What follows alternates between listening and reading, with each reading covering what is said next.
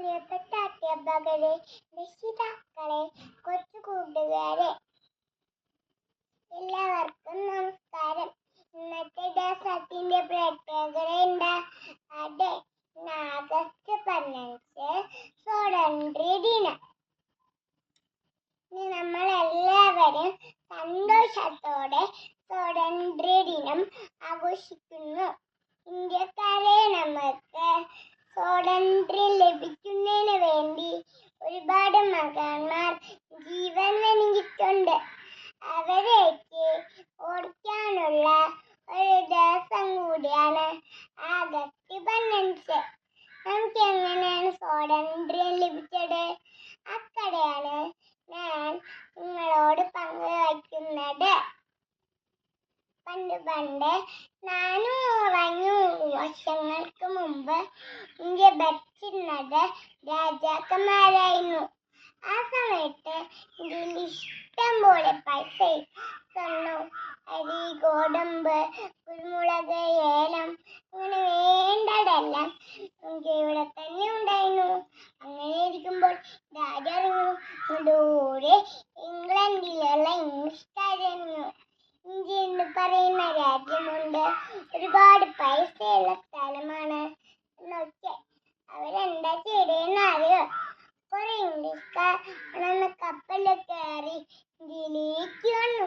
ഇവിടെ വന്ന് നോക്കിയപ്പോൾ എന്താ, ഇന്ത്യ നല്ല ഭംഗിയുള്ള സ്ഥലം. അവരെന്താ ചെയ്തതെന്ന് അറിയോ? നമ്മുടെ രാജാക്കന്മാരുടെ അടുത്ത് ചെന്ന് അവരത് ചങ്ങാട്ടം കൂടി. അവര് പറഞ്ഞു, നമുക്ക് കച്ചവടം ചെയ്യാം. ഇന്ത്യയിലുള്ള നല്ല സാധനങ്ങൾ ഇംഗ്ലണ്ടിലോട്ടും, ഇംഗ്ലണ്ടിലുള്ള നല്ല സാധനങ്ങൾ ഇന്ത്യയിലോട്ടും കൊണ്ടുവരാമെന്ന് രാജാക്കന്മാർ സമ്മതിച്ചു. ഇങ്ങനെ കുറെ കാലം നല്ല രീതിയിൽ കച്ചവടം നടന്നു പോയി. കുറെ കഴിഞ്ഞപ്പോൾ ഇംഗ്ലീഷുകാരുടെ പിടം മാറി. അവർ പതുക്കെ ഇന്ത്യയിലെ പല ഭാഗങ്ങളും പിടിച്ചെടുക്കാൻ തുടങ്ങി. നമ്മുടെ നാട്ടിലെ ആൾക്കാർക്കൊന്നും ഒന്നിലും അവകാശമില്ലാതെ, ഒരു തീരുമാനവും എടുക്കുവാൻ സ്വാതന്ത്ര്യമില്ലാതെ രാജാക്കന്മാർ ഇംഗ്ലീഷുകാരോട് പറഞ്ഞു, ഇത് ഞങ്ങളുടെ നാടാണ്, നിങ്ങൾ ഇവിടെ വന്നിട്ട് ഞങ്ങളെ നാട്ടുകാരെ ബുദ്ധിമുട്ടിപ്പിച്ചാൽ ഞങ്ങൾക്കത് അംഗീകരിക്കാൻ കഴിയില്ല. നിങ്ങൾ കച്ചവടം മതിയാക്കി ഇന്ത്യ വിട്ട് പോകണം. ഇംഗ്ലീഷുകാർ സമ്മതിച്ചില്ല. അങ്ങനെ റാണി ലക്ഷ്മിബായി, ടിപ്പു സുൽത്താൻ, പഴശ്ശിരാജ, വീരപാണ്ഡ്യ കട്ടബൊമ്മൻ, അങ്ങനെയുള്ള ധീരന്മാരായ രാജാക്കന്മാർ ഇംഗ്ലീഷുകാരോട് യുദ്ധത്തിന് പോയി.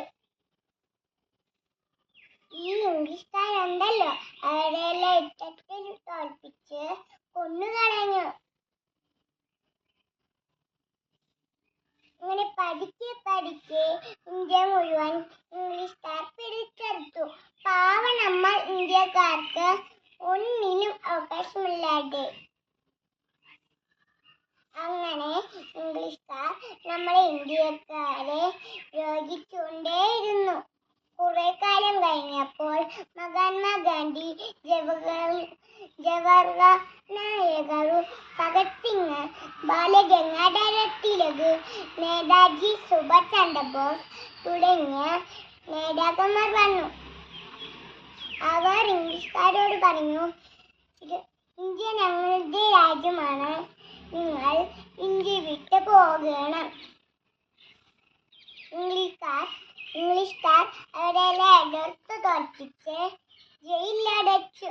ഭഗത് സിംഗിനെ തൂക്കിക്കൊന്നു. പക്ഷേ അവർ പിന്മാറിയില്ല. അവർ ദിവസങ്ങളോളം പട്ടിണി പോലും കിടന്ന് സമരം ചെയ്തു.